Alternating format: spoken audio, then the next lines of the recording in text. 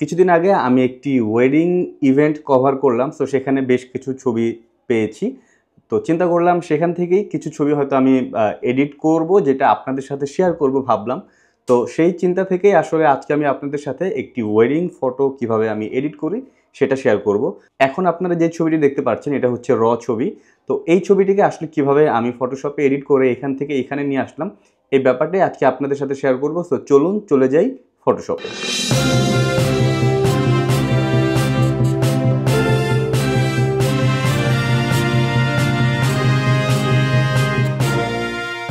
Adobe ফটোশপে ছবি টানার পরে র ফিল্টারটি ওপেন হয়ে গেল, যেহেতু আমি রতে ছবি তুলেছিলাম। সো এখানে খেয়াল করলে বেশ কিছু অপশন রয়েছে।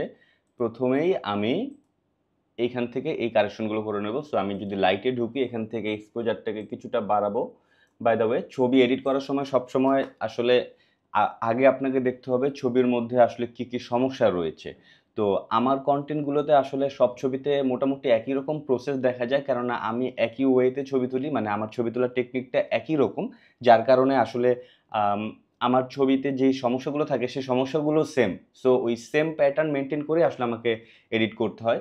তো আপনাদের হয়তো সমস্যা অন্যরকম থাকতে পারে। আপনারা জাস্ট আমার এই ভিডিও থেকে একটা সাজেশন পাবেন। আপনারা আপনাদের মতো করে কিন্তু এডিট করে আপনাদের ভিডিওটা বা আপনার ছবিটাকে অনেক সুন্দরভাবে এডিট করতে পারেন। যাই হোক, আমরা এখন এখানে চলে আসি এক্সপোজারে। সো ছবিটার দিকে যদি খেয়াল করি, দেখব ছবিটা একটু লো লাইট। সো আমরা এটাকে হালকা একটু বাড়াবো। ওকে, এ পর্যন্ত ফাইন।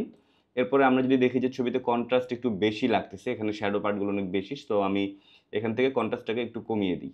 ওকে, এখন আমি যদি খেয়াল করে দেখবো আমার ছবিতে হাইলাইট পোর্শনগুলো এই সেটটাতে একটু কম রয়েছে, এবং আমি যদি হিস্টোগ্রামে খেয়াল করে দেখবো আমার হাইলাইটটা কিন্তু কম রয়েছে। তো যাই হোক, আমি এখান থেকে হাইলাইটটাকে একটু বাড়িয়ে দিই। ওকে, এইটুকু রাখি। দেন আমি শ্যাডো পার্টটাকে চাইলে হালকা একটু বাড়িয়ে দেখতে পারি। ওকে, ফাইন। দেন হোয়াইটটাকে একটু বাড়াই, ব্ল্যাকটা জিরোই রাখি, ব্ল্যাকটা ধরার দরকার নেই এই মুহূর্তে। সো প্রাথমিকভাবে আমার লাইটের কাজ শেষ। এরপর আমি চলে যাব কালারে। প্রথমে আমি যেটা করবো, আমি ছবিটা যদি দেখি আমাকে হোয়াইট ব্যালেন্সটা একটু বাড়াতে হবে। সো আমি হোয়াইট ব্যালেন্সটাকে কিছুটা বাড়িয়ে দিই। দেখেন, বাড়ালেই কিন্তু এটা দেখতে ভালো লাগতেছে। দেন এখান থেকে আমি টিনটাকে একটু ইয়েলোর দিকে নিয়ে আসি। না, ভালো লাগতেছে না, তাহলে আমি এদিকে নিয়ে যে একটু পিঙ্কের দিকে। ওকে, ভাইব্রেন্সটাকে আমরা হালকা একটু বাড়াতে পারি। অ্যান্ড ভাইব্রেন্স বাড়ানোর পরে আমার মনে হচ্ছে ইয়েলোটা একটু বেশি হয়ে গিয়েছে। সো আমি এখান থেকে টেম্পারেচারটাকে একটু কমিয়ে দেবো। ওকে, দেন আমি একটু লাইটে চলে যাই, এখান থেকে হাইলাইটটাকে আবার একটু বাড়িয়ে দিই। ওকে, ঠিক আছে। সো কালারের কাজ কমপ্লিট। এরপরে এদিকে আর তেমন কোনো কাজ করব না, সোজা চলে যাব কালার মিক্সচারে। সো কালার মিক্সচারে যদি যাই, এখান থেকে আমি প্রথমে স্যাচুরেশনে যাব, অরেঞ্জটাকে একটু বাড়িয়ে দিই, তাহলে আমার ফেস টোনটা কিন্তু আগে একদম ফ্ল্যাট লাগতেছিল, এখন একটু ফেসে কালার আসলো। হালকা কিছুটা কালার অ্যাড করলাম। দেন লুমিনেন্স থেকে এটাকে একটু বাড়িয়ে বা কমিয়ে দিয়ে দেখতে পারি। তো আমার কাছে আসলে জিরোটাই ভালো লাগতেছে, বাড়ানোর দরকার নেই। দেন চলে যাই হিউতে গিয়ে আমি যেটা করব, রেডটাকে একটু চেঞ্জ করব। সো রেডটাকে আমরা যদি একটু এদিকে ধরি, না, যা আছে ফাইন আছে। ওকে, সো এই মুহূর্তে এটাকে আর ধরার দরকার নেই। অ্যান্ড কালারে চলে যাই, ইয়েলোটাকে আর একটু বাড়িয়েই দিই, যেটা কমিয়ে দিয়েছিলাম ওটা বাড়িয়েই ভালো লাগতেছে আসলে। যাই হোক, এইখানে আমার কাজ কমপ্লিট। এখন আমি এখান থেকে জাস্ট ওপেন দিয়ে দেব। ফটোশপের ছবিটা নিয়ে আসলাম। এবার আমরা কন্ট্রোল জে দিয়ে একটি লেয়ার নেব। প্রথমেই আমরা যেটা করব, ফেস থেকে স্পটগুলো রিমুভ করব। সো এখানে চলে আসবো, স্পট হিলিং ব্রাশ টুলে চলে আসি, সাইজটাকে একটু বড় করে নিই, হার্ডনেসটাকে আমরা একটু ছোট করে নিতে পারি। এখানে আমরা দেখতে পারতেছি আমাদের ব্রাশটা কিন্তু দেখাচ্ছে না। সো আমরা কিবোর্ড থেকে জাস্ট ক্যাপস লকটা প্রেস করে দিই, তাহলে এটা চলে আসবে। দেন আমরা সাইজটাকে আমার প্রয়োজন মতো ছোট বড় করে জাস্ট যেখানে স্পট রয়েছে তার পাশে থেকে একটা স্যাম্পল নেব। যেহেতু আমি এখান থেকে হিলিং ব্রাশ টুল সিলেক্ট করেছি, সো আমাকে স্যাম্পল নিয়ে কাজ করতে হবে। স্যাম্পল নেওয়ার জন্য যেখানে স্পট রয়েছে তার নিকটবর্তী কোনো একটা ভালো জায়গা থেকে অল্টার প্রেস করে স্যাম্পল নিতে হবে। অল্টার প্রেস করে মাউস থেকে জাস্ট একটা প্রেস করলে এখান থেকে স্যাম্পল নিয়ে নেবে। এরপরে আপনার যেখানে প্রবলেম রয়েছে সেটার উপরে হালকা একটা ক্লিক করবেন, এখানে পেস্ট হয়ে যাবে। সেমভাবে এখান থেকে স্যাম্পল নেব, এখানে পেস্ট করব।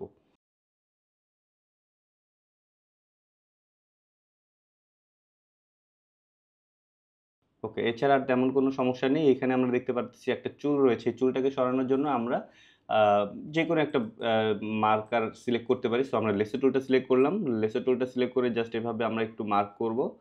মার্ক করে কিবোর্ড থেকে শিফট F5 প্রেস করব, তাহলে ফিল চলে আসবে। এখান থেকে কনটেন্ট আওয়ার 100% জাস্ট ওকে দিয়ে দেব, তাহলে এটা চলে যাবে। কন্ট্রোল ডি দিয়ে আমরা আবার এটাকে ডিসপ্লে করে ফেলতে পারি। এখানে মার্ক ঠিকমতো হয়নি। সো আমরা এটাকে আবার মার্ক করব, শিফট F5 দেন ইন্টার। সো চলে গেল। কন্ট্রোল ডি দিয়ে আমরা আবার এটাকে ডিসিলেক্ট করে দিই। ওকে, দেন এইখানেও মেবি হালকা একটা স্পট দেখা যাচ্ছে, শিফট মার্ক করে শিফট F5 দেন ইন্টার। ওকে, কন্ট্রোল ডি দিয়ে আনমার্ক করে দিই। সো ছবিটা আগে ছিল এরকম, এখন হলো এরকম। ফেসের যেই স্পটগুলো ছিল সেগুলোকে রিমুভ করে দিলাম, জাস্ট এই দুইটা রেখে দিলাম, কারণ এটা হচ্ছে আইডেন্টিক্যাল মার্ক, সো এটা রিমুভ করার দরকার নেই। এরপরে আমরা কন্ট্রোল জে দিয়ে আরেকটি লেয়ার নিয়ে নিই। এরপর আমরা যেটা করব, ফেসটাকে স্মুথ করব। এটা করার জন্য আমরা ফিল্টারে চলে যাব, ফিল্টারে গিয়ে neural filter. By the way, neural filter কিন্তু শুধুমাত্র ফেসের উপরেই কাজ করে, বাট আমি এটাকে একটু ক্যান্সেল করে দিই। নিউরাল ফিল্টার কিন্তু শুধুমাত্র ফেসের উপরেই কাজ করবে, বাট এখানে আমি দেখতে পারতেছি আমার গলার এখানেও কিন্তু একটু ঝামেলা আছে, এখানে মেকআপটা একটু ব্লেন্ড হয়ে গিয়েছে। সো এগুলো সলভ করতে হবে, যার কারণে আমি এখন নিউরাল ফিল্টার ইউজ করব না, আমি ইউজ করব ইমাজিনমিক পোর্ট্রেচার। সো আমরা চলে যাব ফিল্টার, এখানে ইমাজিনমিক পোর্ট্রেচার 3। সো পোর্ট্রেচারটা আপনাদের ফটোশপে ইনস্টল করা নাও থাকতে পারে, এটা আলাদা একটি প্লাগইন, এটা আলাদাভাবে ইনস্টল করে নিতে হয়। তো যাই হোক, আমরা এখানে কিছু নাম্বার ভ্যালু সেট করা ছিল, জাস্ট ওকে দিয়ে দিলাম। আমার ছবিটা কিন্তু স্মুথ হয়ে গেল। এখন যদি খেয়াল করি, আমার ছবিটা কিন্তু ওভারঅল পুরোটাই স্মুথ হয়ে গিয়েছে, বাট আমি পুরোটাকে স্মুথ রাখবো না, আমি একটু অফ করি। আগে ছিল এরকম, এখন হলো এরকম। তো যাই হোক, এখান থেকে আমি একটি সাবলেয়ার নেব, সাবলেয়ার নিয়ে এই যে লেয়ারটি দেখতে পাচ্ছি এটার উপর সিলেক্ট করে উপরে কালার রেঞ্জ চলে এসেছে প্রপার্টির আন্ডারে। সো কালার রেঞ্জে সিলেক্ট করে আমি শুধুমাত্র ফেস কালারটাকে ধরিয়ে দেবো। অ্যান্ড এখান থেকে কালার পিকার প্লাস রয়েছে, এটা দিয়ে আমি চাইলে এভাবে রেশিও বাড়িয়ে দিতে পারি। আবার যদি মাইনাস দিয়ে সিলেক্ট করি, ধরেন গ্রিনগুলো ধরে ফেলেছিল, গ্রিনগুলোকে মাইনাস করে দিলাম, দেন আমি এখান থেকে ওকে প্রেস করি। সো এখন যদি খেয়াল করি, আগে ছিল এরকম, এখন হলো এরকম। তো তারপরও মাস্কিংটা ঠিকমতো হয়নি, বাট ফেসটাকে মোটামুটি ধরেছে আর কি। আমার কাজ কিছুটা কমে গেল। এখন আমি এই সাবলেয়ারে এসে ব্রাশটা সিলেক্ট করে হোয়াইট নেব। হোয়াইট নিয়ে আমি যেটা করব, আমার ফেসটাকে প্রপারলি সরি এখান থেকে হোয়াইট নেব। হোয়াইট নিয়ে আমার ফেসটাকে প্রপারলি এভাবে মাস্ক করে ধরিয়ে দেব। সো আপনি কিন্তু মাস্ক করে আপনার ছবির কোনো একটি পার্টকে বাদও দিতে পারবেন, আবার অ্যাডও করতে পারবেন। ব্ল্যাক নিয়ে আমি জাস্ট চোখের এই এরিয়াগুলো, দেন হচ্ছে আইব্রুটা, দেন হচ্ছে জুয়েলারির এই পার্টগুলো, তারপরে ঠোঁটের এই পার্টটা, জুয়েলারি এই পার্টগুলোকে জাস্ট বাদ দিয়ে দেবো। ওকে, এরপরে আমি গলায় চলে আসবো। গলাটাকেও কিন্তু আমি হোয়াইট নিয়ে গলাটাকেও এভাবে মাস্ক করে দেব। দেন মাইনাস নিয়ে আমি ব্ল্যাক নিয়ে আমি জাস্ট এই পোর্শনগুলোকে এইভাবে বাদ দিয়ে দেবো।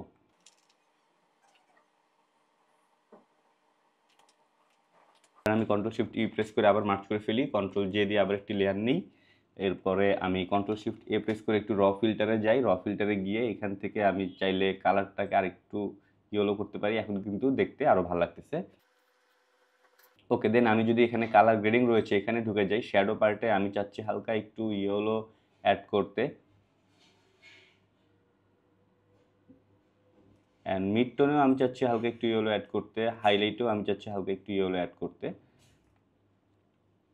আচ্ছা, এবার শ্যাডোতে আমি যদি হালকা একটু নীলের দিকে চলে আসি তাহলে কেমন দেখায়। ওকে, দেন আমরা এখান থেকে জাস্ট ওকে প্রেস করি। সো ছবিটা আগে ছিল এরকম, আর এখন কালার করার পরে ছবিটা হয়ে গেল এরকম। এখন আপনারা যে ছবিটি দেখতে পাচ্ছেন এটা হচ্ছে র ছবি, আর এটাকে এডিট করে আমি এইখানে নিয়ে আসলাম। তো র ছবি আর এডিট ছবি দেখার পরে আপনাদের কেমন লাগলো জানাবেন, বা ওভারঅল পুরো প্রসেসিংটাই আপনাদের কাছে কেমন লাগলো, ভালো বা খারাপ সেটা জানাবেন। আর সামনে আমি এরকম আরও ভিডিও নিয়ে আসবো, সো আমার সাথেই থাকবেন। ধন্যবাদ, আসসালামু আলাইকুম।